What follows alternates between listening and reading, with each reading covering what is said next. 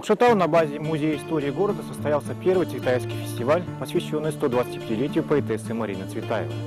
На мероприятие, организованное кокшетаускими поэтами и литераторами, прибыли ценители поэтического слова из ряда городов Казахстана. У известной поэтессы Марины Цветаевой была младшая сестра Анастасия, которая тоже хлебнула лихо в сталинское лихолетие. Отбывала 10 лет лагерей за так называемую контрреволюционную деятельность. До реабилитации в 1959 году 2 года жила в Павлодаре, где работал ее сын. В начале 60-х годов прошлого столетия несколько месяцев находилась в Кокшетау, написав об этом периоде замечательную повесть «Старость и молодость». В Павлодаре есть первый в мире музей Анастасии Цветаевой, а в Кокшетауском музее истории города открыта постоянная экспозиция. Поэтому проведение первого Цветаевского фестиваля в Кокшетау связывает имена обеих сестер Цветаевых. Творчество Марины и Анастасии, их судьба, вот их стихи и проза, они до того неразрывны, что всегда вот во всех цветаевских музеях, конечно, и на цветаевских кострах мы говорим и о старшей, и о младшей сестре. И это замечательно, что именно в этом году, когда вот во всем мире отмечается 125-летие Марины Цветаевой, вот в Кокшетау проводится такой праздник, поэтический, музыкальный праздник, Цветаевский фестиваль. Вообще традиция цветаевских костров, она же очень давняя.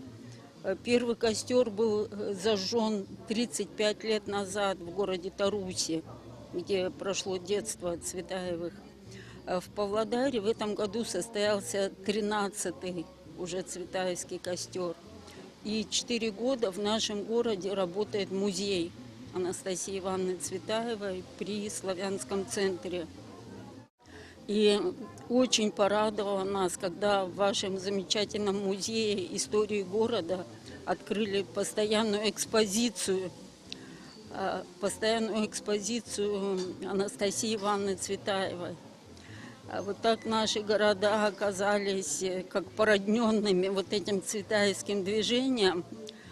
И, конечно, очень радостно, что с каждым годом все больше и больше людей приходят вот на эти праздники погреться вот у такого творческого огня, поэтического огня, потому что для Марины всегда костер, огонь был символом вдохновения, поэтического горения такого.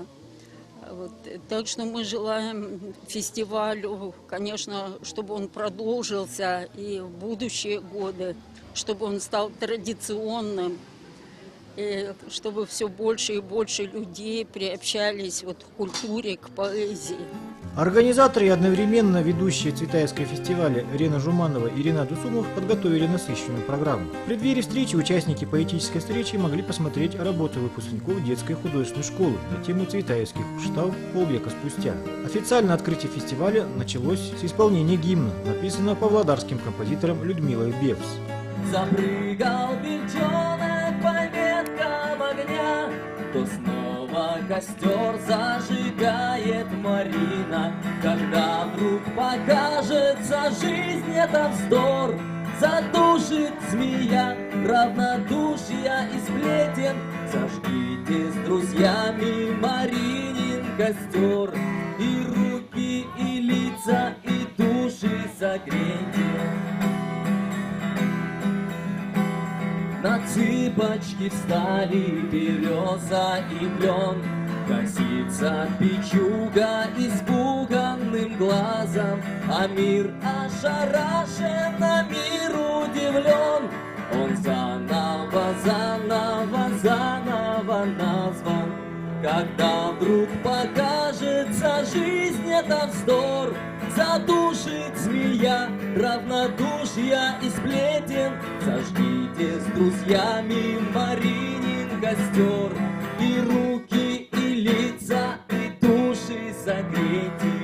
После Павлодара она прозвучала как бы во второй раз. И я рада, что вот подхватили наш как бы факел павлодарский, и вот этот Маринин костер Ольги Григорьевой пошел погулять по нашему Казахстану. Цветаевский фестиваль продолжил награждение победителей открытого литературного конкурса. Что примечательно, в нем, кроме казахстанцев, Принимали участие ценители художественного слова из Америки, Германии и России. В числе награжденных были представители практически всех поколений. Одним из призов стал велосипед. Его получил победитель велоквеста Оскар Мадеев.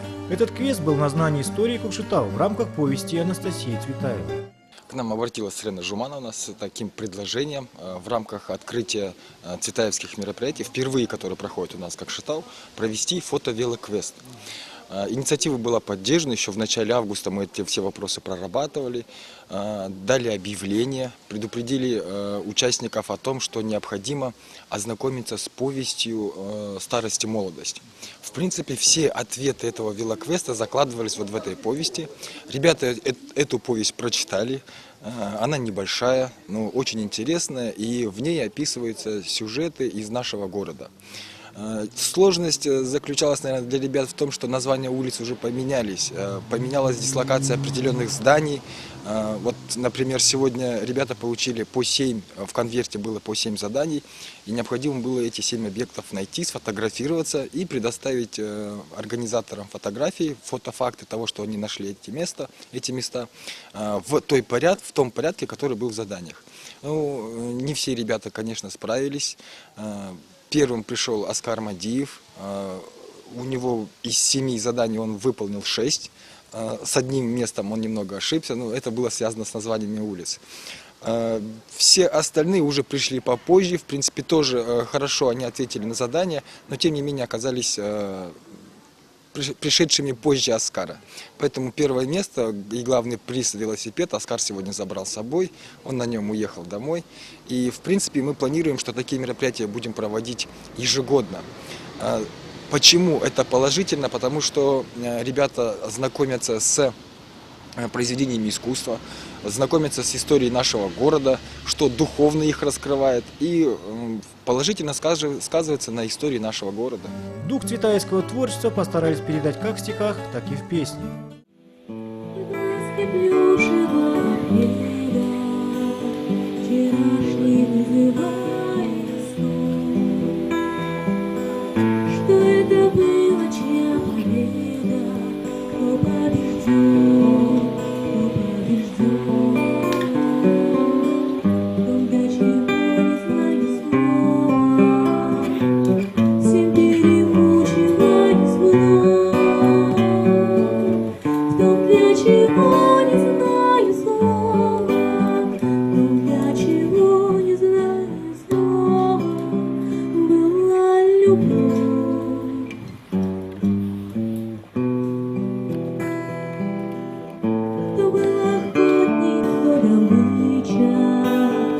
Дьявольский наоборот,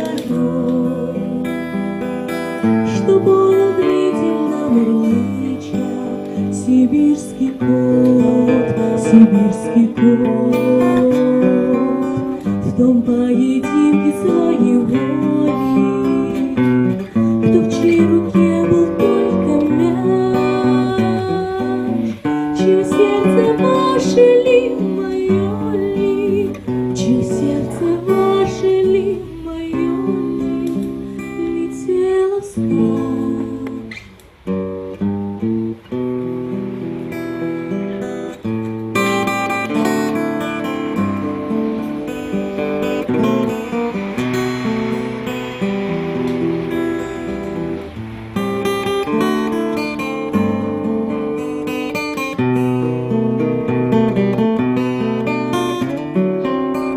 И все-таки что же там было, чего так хочется и жаль, так и не знаю, победила, так и не знаю, победила,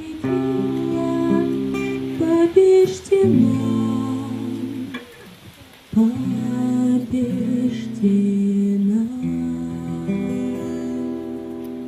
Кульминацией фестиваля стал Цветаевский костер. Право на его зажжение предоставили Лене Жумановой и почетной гости из Павлодара Ольге Григорьевой. Далее вечер продолжила чтение стихов. Кокшетауские поэты декламировали и собственные произведения. Анастасия, просто Ася, с Мариной, старшей сестрой, казалось, родились для счастья под лучезарной звездой. Обе талантливы, красивы, и жизнью связаны одной, и жребий должен быть счастливым, но все решается судьбой. Таланты их словно в колыбели, бутоном нежным расцветал в Москве, в Таросе, в Коктебеле, всех радовал и покорял.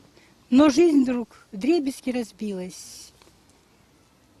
И не понять, кто враг, кто друг, и катастрофа разразилась. Всемирный хаос стал вокруг, гонения, ссылки и аресты, потери горькие в пути, и не осталось уже места, где можно счастье обрести. Бежит Марина за границу, но голос Родины зовет, домой решила возвратиться, а смерть в Елабуге уж ждет. Анастасия отсидела десятилетия в тюрьме, в расцвете лет вся посидела, но не раскаялась в вине. В Сибири ссылки, в Казахстане и тяжкий, самый черный труд. Но, не сгибаясь неустанно, она ведет свой правый суд. В воспоминаниях о неволе, а как Читаве говорит о Павлодаре, и с любовью за их приют благодарит. Перенесла невзгоды стойко, талант не растеряла свой, всегда, хоть было очень горько, гордилась старшей сестрой. В одном судьбу благодарила за свои долгие года, чем жизнь так щедро одарила, и стерлась в памяти беда. Отметим, что творчество сестер Цветаевых интересно не только старшему поколению. Оно вызывает неподдельный интерес и у современной молодежи. Творчество Марины Цветаевой не оставляет равнодушным никого. Ее стихотворения наполнены грусти, тоски. У нее была очень сложная жизнь, тяжелая. Она была очень эмоциональным и в то же время волевым человеком.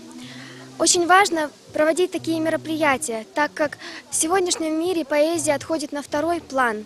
Сегодня, благодаря поэзии, молодежь должна учиться, как делать выбор, как вести себя в определенных ситуациях.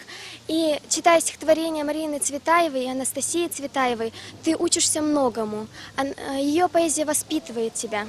Мир Марины Цветаевой, он не так прост. Чтобы понять ее творчество, нужно однажды просто сесть в тишине, взять чашечку кофе, пледик и просто погрузиться в ее мир. Ее мир, он таинственный, полон грусти, иногда одиночества. Она писала о любви, как, может быть, немножко грустно, но каждый человек, он может прочувствовать, понять ее. Но самое важное, чтобы мы просто читали ее стихи и просто медленно погружались. В современном мире так важно, чтобы поэзия не отступала на второй план. И вот такие мероприятия, как сегодняшние, они помогают нам посвятить молодежь, просто не забывать о творчестве. И что замечательно, со временем, уже сколько прошло, мы до сих пор помним Марину Цветаеву, Анастасию Цветаеву, ее творчество, и несем это в мир, в наш мир молодежи. И мне очень радостно, что такое не забывается. Чтение стихов, песни, выставка картин, символический костер согревали участников фестиваля, проходившего под открытым небом.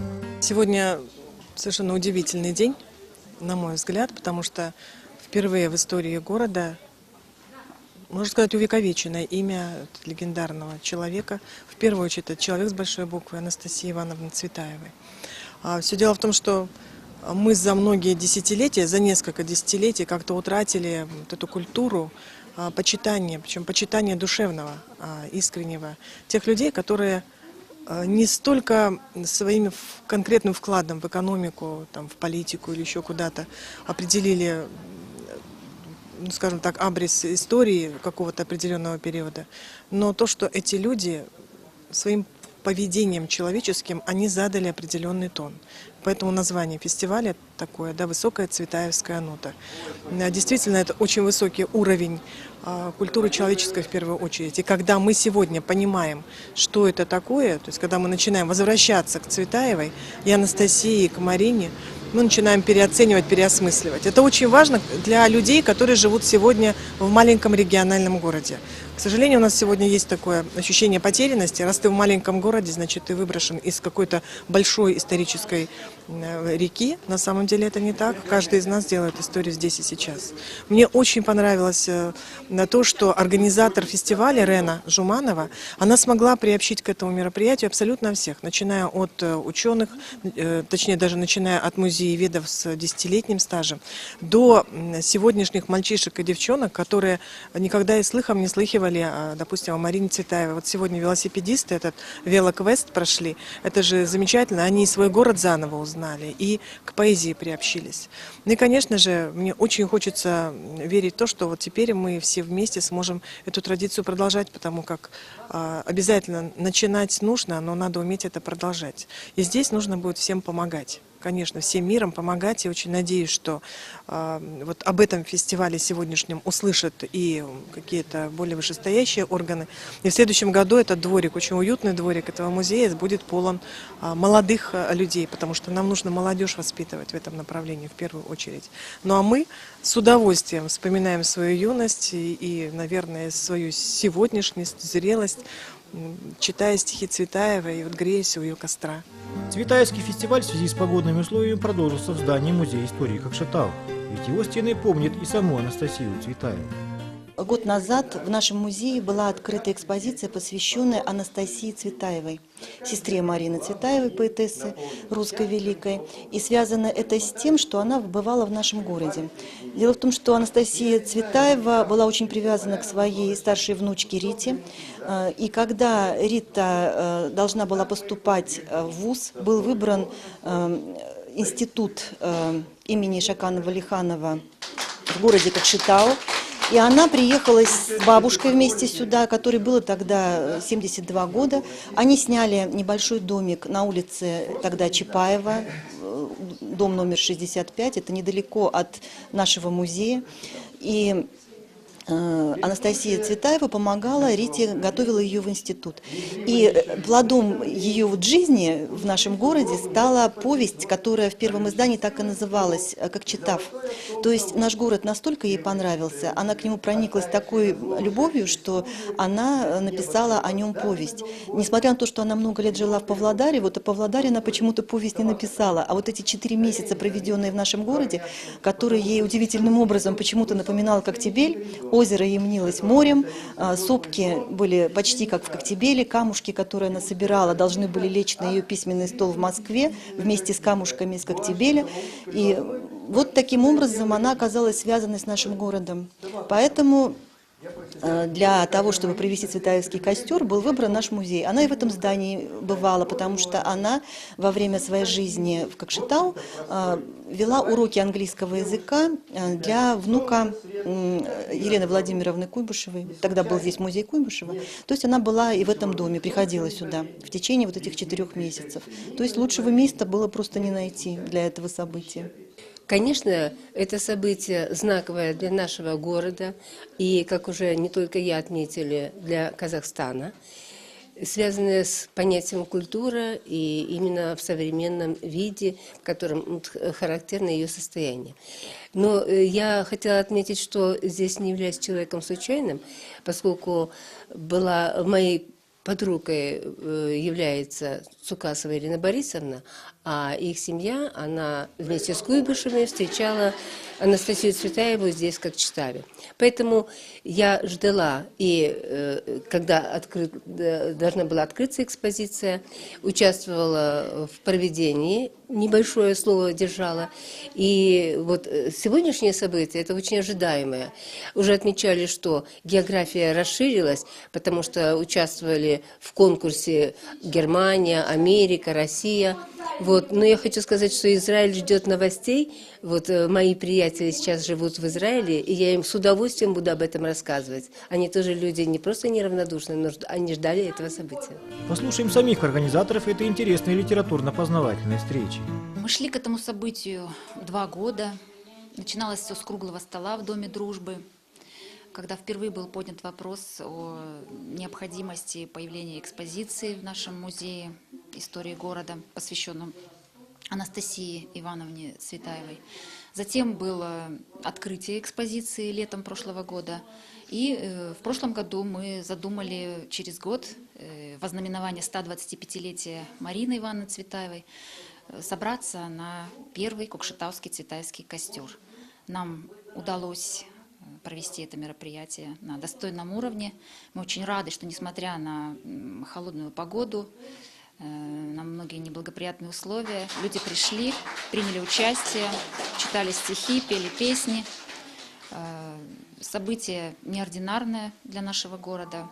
Фестиваль мы хотели сделать как можно более разнообразным и интересным, поэтому в программе фестиваля было несколько мероприятий, в частности, первый в истории и Казахстана, и России, в принципе, и всего мира цветаевский фото-велоквест. И благодаря таким мероприятиям мы не только подчеркиваем значение имени Анастасии Цветаевой для нашего города, но и привлекаем молодежь к тому, чтобы лучше узнавать историю нашего края, любить наш город и читать хорошую литературу. Я хотел бы поздравить в первую очередь Ирену, всех кокшетауских цветаевцев, с поистине историческим событием, потому что сегодня на большой цветаевской карте зажглась новая звездочка Кокшетау. Приехал сюда специально из Астаны, чтобы поддержать своих друзей, своих коллег, единомышленников. И думаю, что мероприятие в целом у нас получилось. Во всяком случае, мы постарались вложить всю душу, всю цветаевскую душу в организацию этого события, в организацию этого праздника. И нужно было видеть глаза тех людей, которые пришли сегодня нас поддержать. Они горели под стать цветаевскому костру. И буквально сейчас, люди читают стихи Цветаевой и не собираются расходиться. Я думаю, это самое главное. Надеюсь, и с позволения общественности выражу общее желание, чтобы Цветаевский фестиваль в Кокшетау жил. И очень надеюсь на встречу в следующем году, Ирина. Итак, первый цветаевский фестиваль в Кокшетау состоялся. По мнению его организаторов и участников, он обязательно станет традиционным. И новые встречи откроют новые грани удивительного творчества сестер Цветаевых. Мне нравится, что вы больны не мной. Мне нравится, что я больна не вами.